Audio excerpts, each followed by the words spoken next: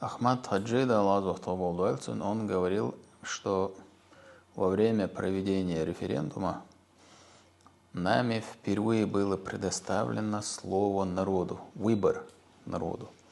До тех пор, пока не был проведен референдум в Чеченской Республике, никто никогда не спрашивал у чеченского народа, чего они хотят.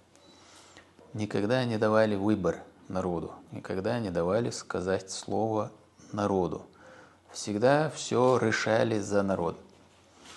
Периодически это бывали различные отщепенцы, которые прорывались к власти, которые ввязывали республику в хаос военных действий, не спрашивая народ, вовлекали в различные процессы, сложнейшие, трагические процессы.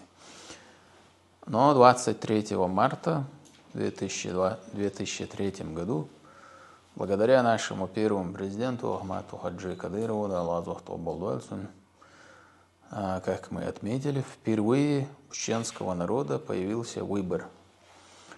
Ахмад Хаджи говорил, что там не стоял вопрос, хотим ли мы жить, будем ли мы жить в составе Российской Федерации или не будем жить в составе Российской Федерации.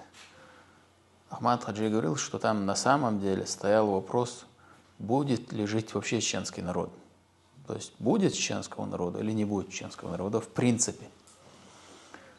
И чеченский народ, под этим я подразумеваю все народы, которые проживают на территории Чеченской Республики. В общем мы организовываем этот народ. А так много национальностей, много конфессий живут в мире согласия на территории региона.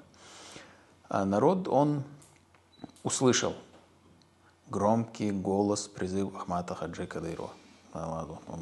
Поистине громкий призыв. Услышал, поверил, доверился, пошел за ним и вышли на референдум всей республикой. Да, была большая явка, высокая явка, несмотря опять же на весь этот контекст угроз, опасности. Тем самым Ахмад Хаджи Кадыров, он, как выдающийся политический и религиозный деятель современности, как человек мудрый, прагматичный, дальновидный, он заложил прочный фундамент для дальнейшего развития нашего народа. Он заложил такой фундамент, который не позволит в будущем появиться какому-то условному представителю нашего народа, как Джохар Дудаев, и не позволит этот фундамент ввергнуть опять в какую-то пучину каких-то трагических действий. Фундамент, который не позволит деформировать вот этот мир, стабильность на территории республики. Он такой фундамент заложил проведением этого референдума.